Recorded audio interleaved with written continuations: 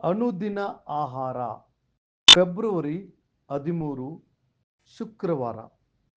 ಭರವಸೆಯಿಂದ ಓಡಿರಿ.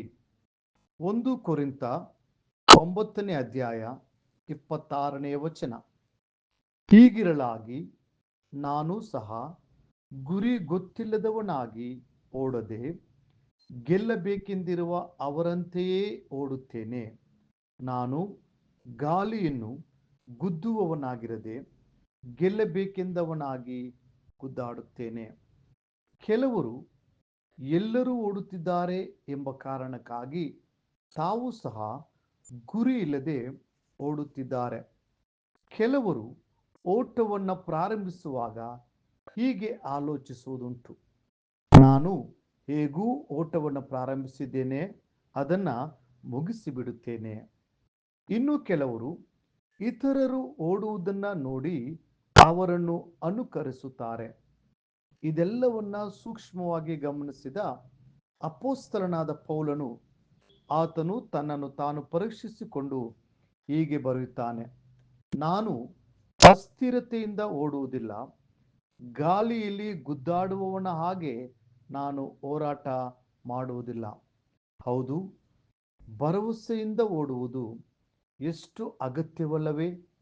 ಓಟದಲ್ಲಿ ನಮಗೆ ಖಚಿತತೆ ಇಲ್ಲದಿದ್ದರೆ ಬಿರುಗಾಳಿ, ಸಮಸ್ಯೆಗಳು, ಪ್ರವಾಹದೋಪಾದಿಯಲ್ಲಿ ಬರುವಾಗ ಹಾಗೂ ಬೆಂಕಿಯು ನಮ್ಮನ್ನು ಆವರಿಸಿಕೊಳ್ಳುವಾಗ ನಮ್ಮ ಪರಿಸ್ಥಿತಿ ಹೇಗಿರಬಹುದು ಎಂದು ಊಹಿಸಿಕೊಳ್ಳಲು ಸಾಧ್ಯನಾ?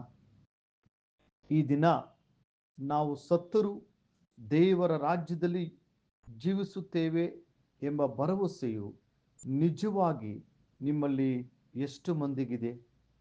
ಯೇಸು ಕ್ರಿಸ್ತನು ಮಹಿಮಾ ಸ್ವರೂಪನಾಗಿ ಮೇಘಗಳಲ್ಲಿ ಬರುವಾಗ ಆತನ ಬರೋಣದಲ್ಲಿ ನಾನು ಕಾಣಿಸಿಕೊಳ್ಳುತ್ತೇನೆ ಎಂಬ ಆತ್ಮವಿಶ್ವಾಸ ನಿಮಗಿದೆಯೇ? ಅನೇಕರ ಪ್ರಾಮಾಣಿಕವಾದ ಉತ್ತರ ಇಲ್ಲ ಎಂಬುದಾಗಿದೆ.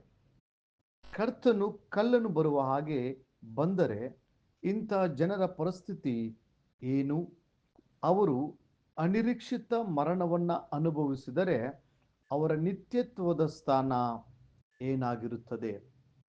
ನಿಮಗೆ ರಕ್ಷಣೆಯ ಭರವಸೆ ಇದೆಯಾ? ನಿಮ್ಮ ಪಾಪಗಳು ಕ್ಷಮಿಸಲ್ಪಟ್ಟಿವೆ ಎಂಬ ಖಚಿತತೆ ನಿಮಗೆ ಇದೆಯಾ?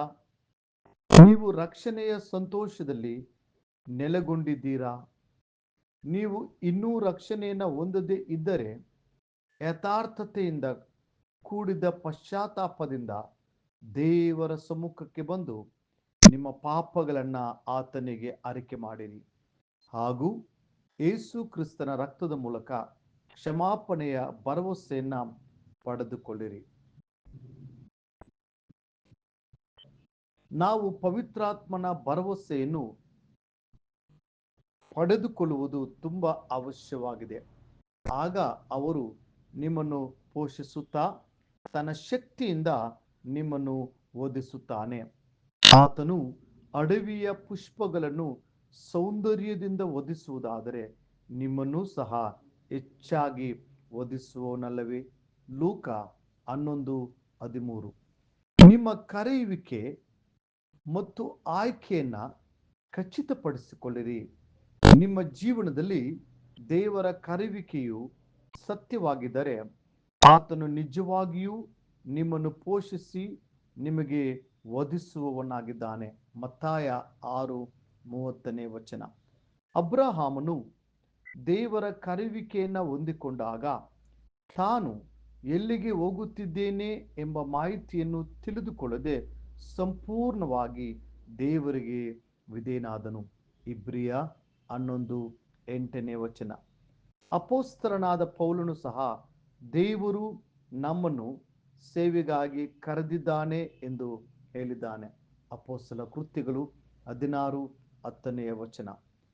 ದೇವರ ಮಕ್ಕಳು ದೇವರಿಂದ ಕರೆಯುವಿಕೆಯನ್ನು ಪಡೆದುಕೊಂಡು ಭರವಸೆಯಿಂದ ಆತನ ಸೇವೆಯನ್ನು ಮಾಡಲೇಬೇಕು. ಆ ಭರವಸೆಯು ನಿಮ್ಮನ್ನು ನಿಜವಾಗಿಯೂ ಜಯದ ದಿಕ್ಕಿನಲ್ಲಿ ನಡೆಸುತ್ತದೆ.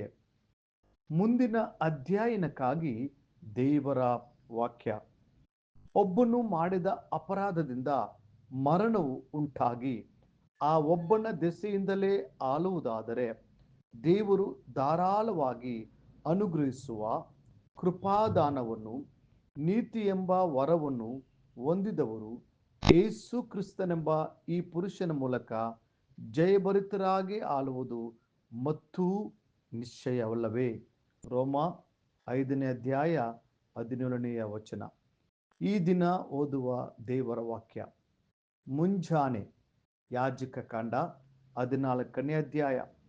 ಸಂಜೆ ಮತ್ತಾಯ 26ನೇ ಅಧ್ಯಾಯ 51ರಿಂದ 75 ವಚನಗಳು.